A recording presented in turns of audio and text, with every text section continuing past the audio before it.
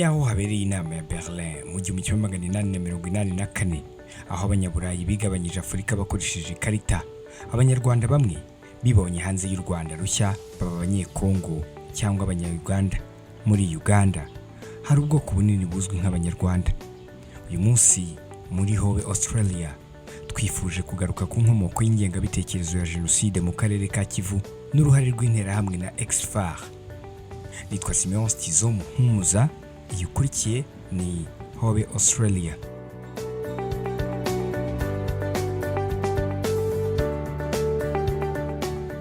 Mu 1908 hari hakenewe imirimo y'amaboko muri Kongo, haba mu mabuye y'agaciro no mu buhinzi butandukanye, bituma abanyarwanda benshi bajya muri Kivu y'Amajyaruguru no muri Katanga. Icyo gihe abo banyarwanda bafashwe nk'abanyekongo.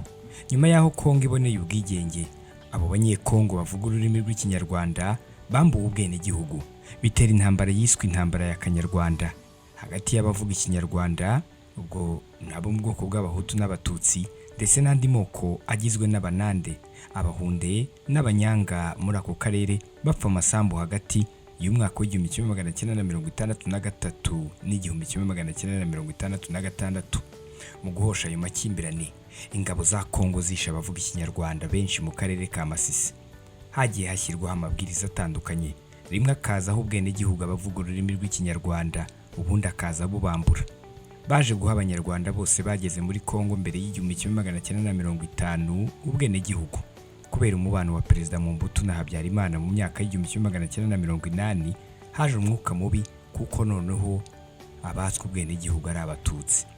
Uyu mubano wa Mobutu na Habyarimana watumye hashyirwaho ishyirahamwe ryitwa Magrivi, ubwo mu magambo arambuye mu rurimi rw'igifaransa bivuze Mutuelle des Agriculteurs de Virunga.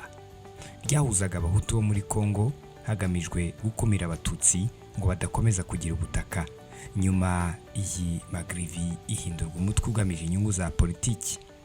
Nyuma y'aho ingabo za FPR inkotanyi zihagaritse Jenoside yakorerwaga abatutsi, abicanyi bagahungira muri Kongo, bashatse gukomeza umugambi wabo wa Jenoside, maze abatutsi b'abanyekongo baricwa kuko interahamwe zasanze iyi Magrivi yarabibye umugambi wa Jenoside. Abatutsi b'abanyekongo barishwe, abandi bahungira mu Rwanda, mu Burundi na Uganda, aho mu Rwanda bashyizwe mu nkambi ya Mudende, aho ARIR na FDLR yabateye inshuro ebyiri ikica inzirakarengane amagana.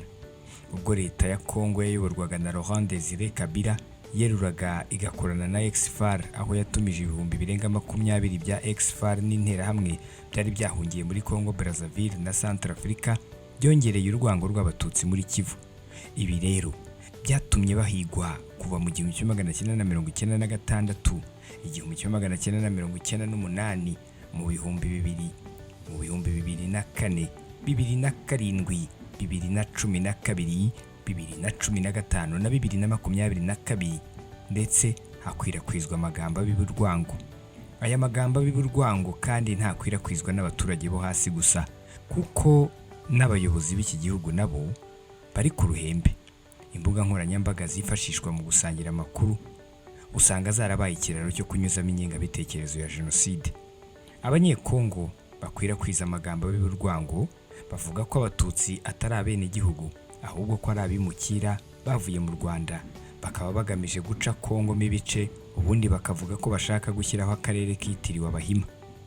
Gutoteza, guheza no kwica abatutsi muri Kongo bibangamiye amasezerano ya Lusaka leta ya Kongo yashyizeho umukono mu 1999, ndetse no mu itegeko nshinga rya leta ya Kongo ryo mu mwaka wa 2011 ririmo ingingo ivuga ko amoko yose yari muri Kongo mbere y'ubwigenge afite ubwenegihugu kandi anganya uburenganzira bumwe kuri bose nk'abanyekongo.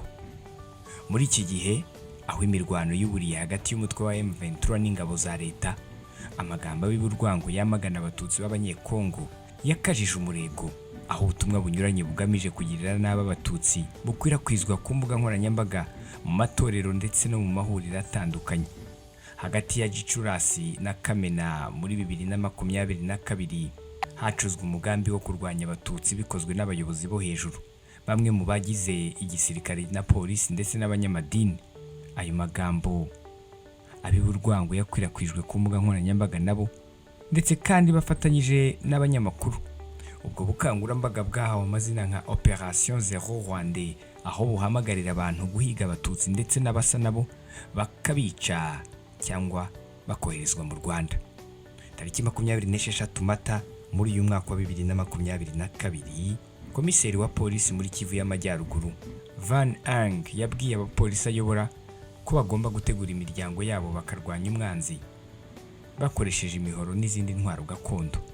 Mu gihe gito ku mbuga nkoranyambaga hagaragaye abantu batandukanye batyaza imihoro bavuga ko ari cyo gisubizo cy'Abatutsi muri Kongo.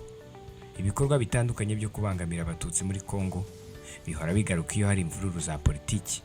Mu rwego rwo guca rero umuco wo kudahana, hakenewe iperereza ryimbitse abari inyuma y'ibikorwa byo kwica no gutoteza Abatutsi muri Kongo Kinshasa bakabiryozwa uhereye ku bayobozi, bityo bigacika burundu nk'uko abasesenguzi mu bya politiki bakomeje kubigarukaho hirya no hino.